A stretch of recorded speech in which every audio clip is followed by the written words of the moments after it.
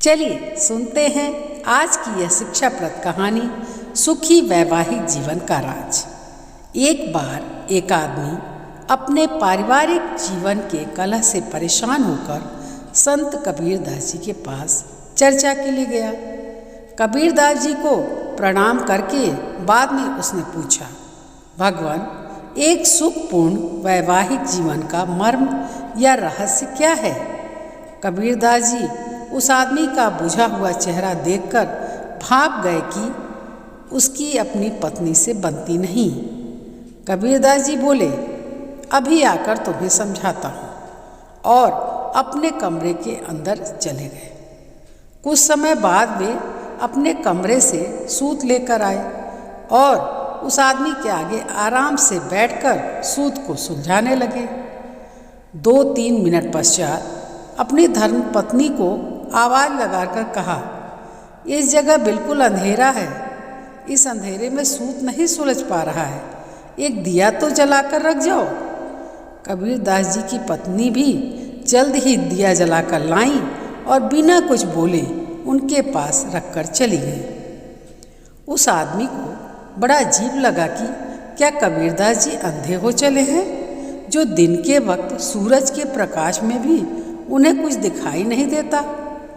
और तो और उनकी धर्मपत्नी भी कैसी है, जो बिना मना किए चुपचाप जलता हुआ दीपक रखकर चली गई।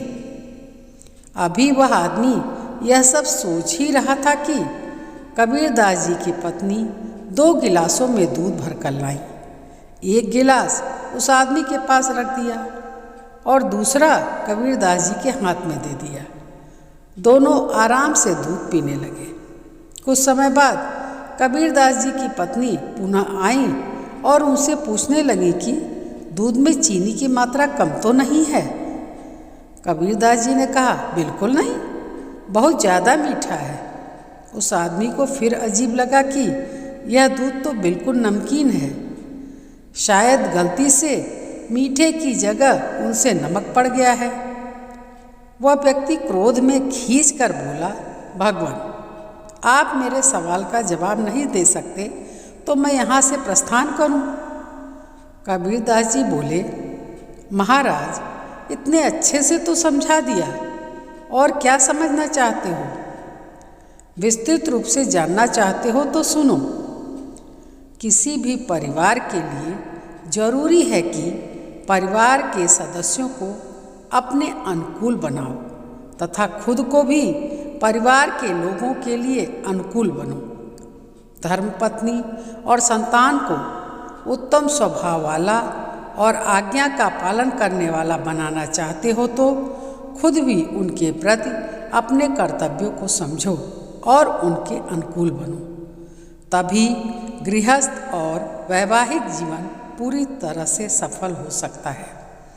वह आदमी कबीरदास जी की बात का मर्म समझ गया और शांति से अपने घर की ओर चल दिया। दोस्तों, कोई भी रिश्ता एक दूसरे की भावनाओं को समझने तथा उनका सम्मान करने से मजबूत बनता है। इसलिए हमें दूसरों को बदलने से पहले अपने अंदर सकारात्मक बदलाव लाना चाहिए।